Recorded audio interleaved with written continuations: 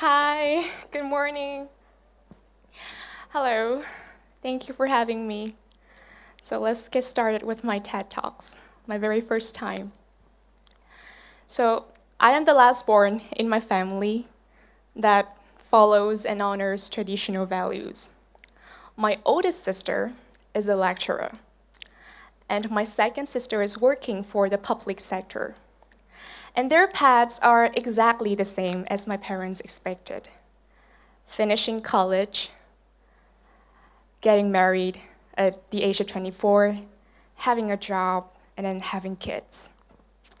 And my parents expected me to have the same path.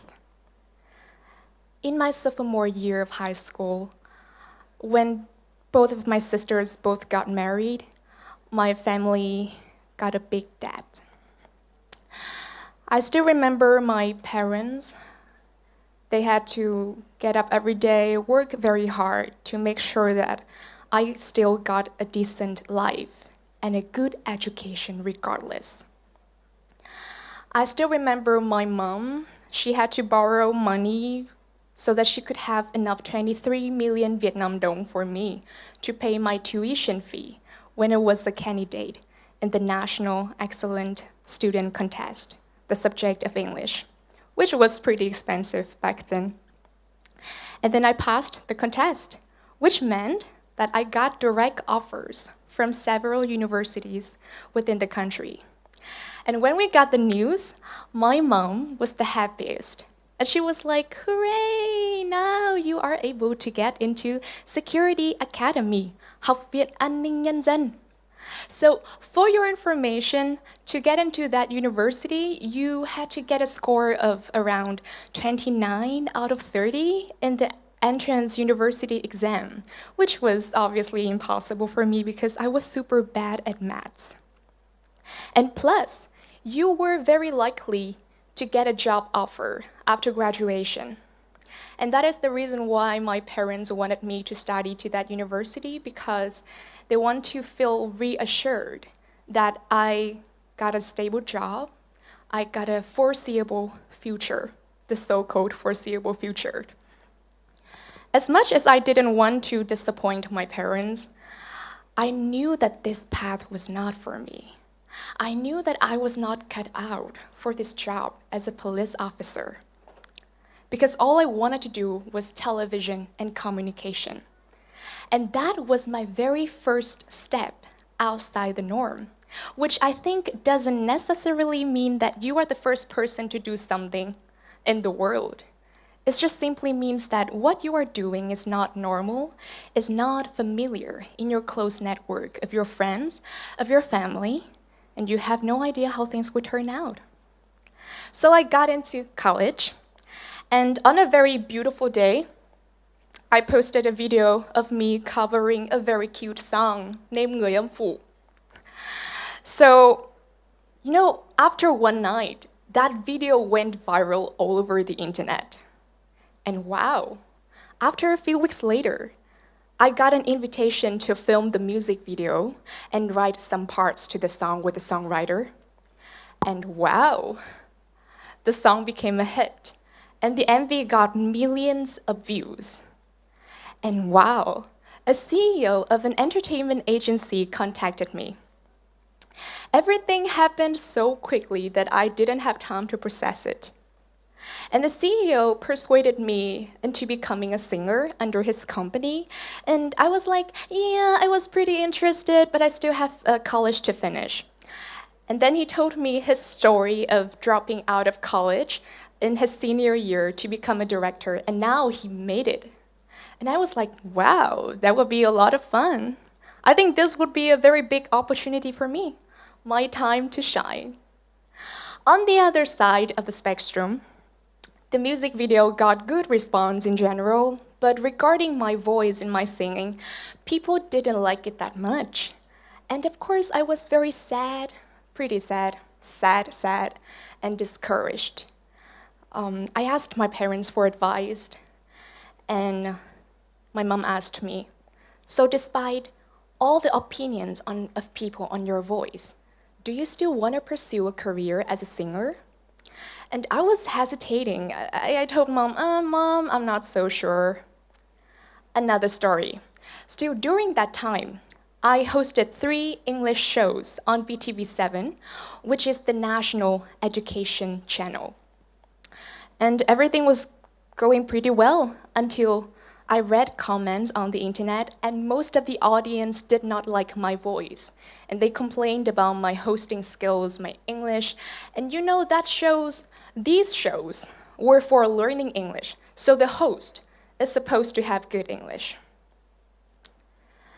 You know, if I was trying to sell you a pen and you didn't buy it, okay, I could blame the pen is not good. But when the product is me, when it's me appearing on the national TV and serving millions of audience all across the nation, it is getting harder and harder to sleep at night. And seeing me getting disappointed, being sad in myself from time to time, then my mom asked me, have you ever considered quitting this job? I mean, you're still a student. You don't have to work. You can fail, you can try. I just wanted you to be healthy and happy every day. And an inner voice in me right at that moment told my mom that, không, mẹ ơi không. No, Mom. I still want to keep working because I know that I can fix it. And then my mom told me, then congratulations, I think that you have already found your passion. And I was like, passion? I have found my passion? And yes, I found my passion on that day. I soon realized that passion is something that pushes you through difficult times because you don't care whatever it takes to become better. I like to sing, but I didn't have enough determination to push myself through people's opinions on my voice, and I quit. That means I don't have enough passion for it. I like to do the job of a TV host, and I know that I have strong willingness to face and overcome adversity for what I love. And as a result, I rejected the offer of the CEO, and a lot of people I know and a lot of the experts in the industry told me that, I think that was a bad decision. I think if I were you, I wouldn't do that. But the thing here is that the best advice is the advice that people give you for you, not the advice, what would they do if they were you, because everyone is different. And the lesson I learned hard way from this big event in my life is that people cannot take the right decisions in your life. Only you can, by listening more to your inner voice and by staying true to your vision. And I know that my vision has always been that education. Education has always been my backbone, my family's backbone. And finishing college and using what I learned to bring value to people as a host, as a social influencer, as an author has been always my ultimate goal. It can be very difficult to navigate in at first, but it is sometimes better to take a conscious decisions that might appear very crazy, very not right for others, than just following the norms blindly.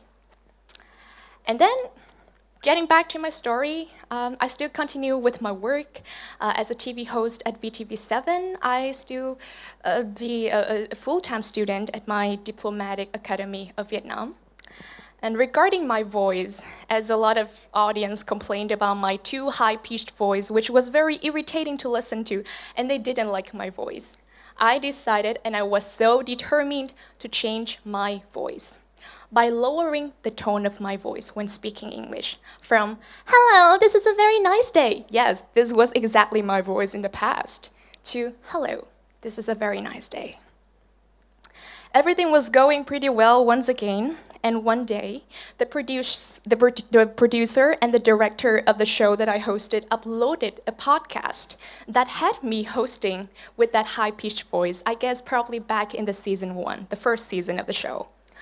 And then I asked him if it was okay to delete the podcast because I thought the voice was terrible and the audience might not like it, and I was too afraid to be judged again by the audience.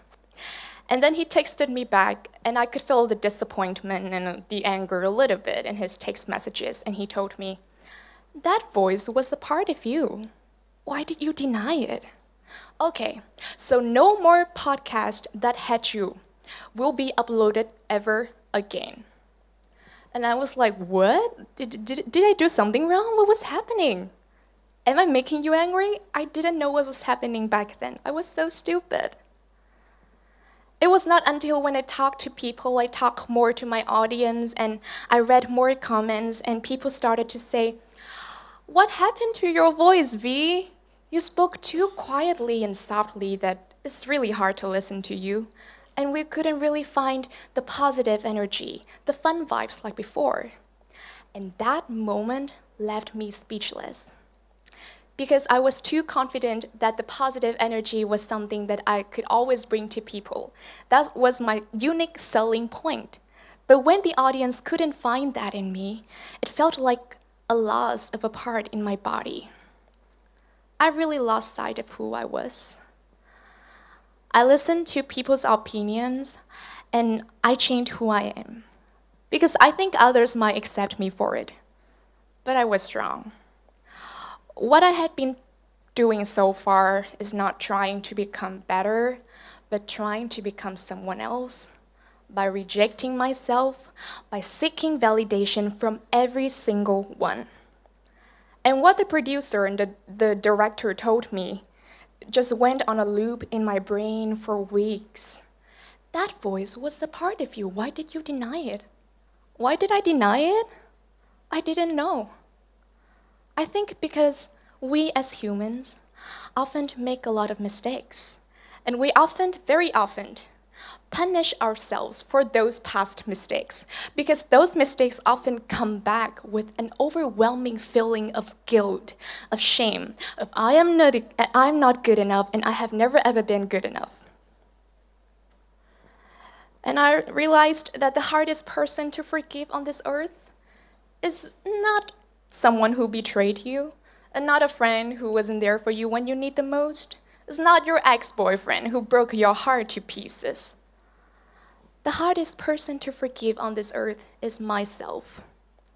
And then my best friend told me to stop doing what I have been doing so far, which is pleasing every single one. And he said, "Just be yourself." That 3 words. I know we listen to this phrase all the time, just be yourself. I mean, when I'm having a shower, just be yourself. When I'm eating, just be yourself. When I'm on the stage, just be yourself. When I'm talking to you, just be yourself. Just be yourself. Just 3 words, but we hear it all the time and we're getting tired of it. But it's the use of the word just that really surprises me. Because when we use the word just, it means that it is something very easy to do. Then why just being myself is still the hardest thing for me to do? Why? I didn't know.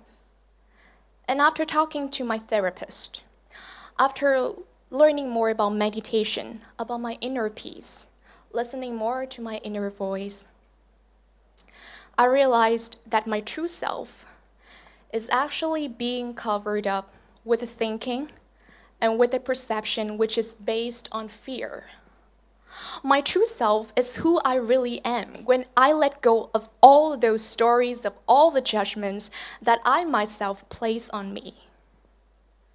Do you still remember a challenge on Facebook where people would post 10-year challenge, where people would post their pictures when they were kids, and people and your friends would comment, "Oh, you look so cute, you look so happy, you look so nice," and then the person would say, "Oh yeah, I look cute. I was a cute kid back then."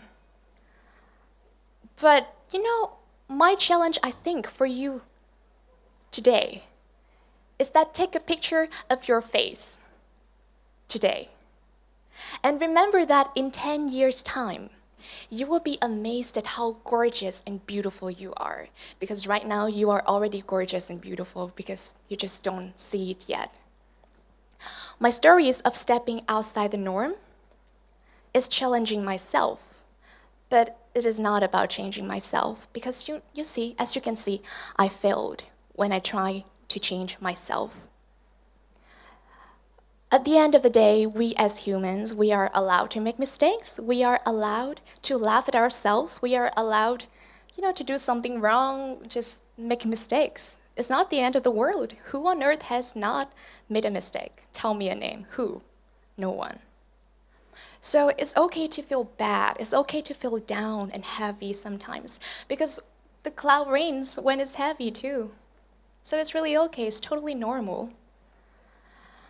You don't have to try to become anyone else. You don't have to try to become this guy, this lady, that lady. No. You don't have to try to become anyone else. You just be you. And being you, being authentic, being an individual is enough.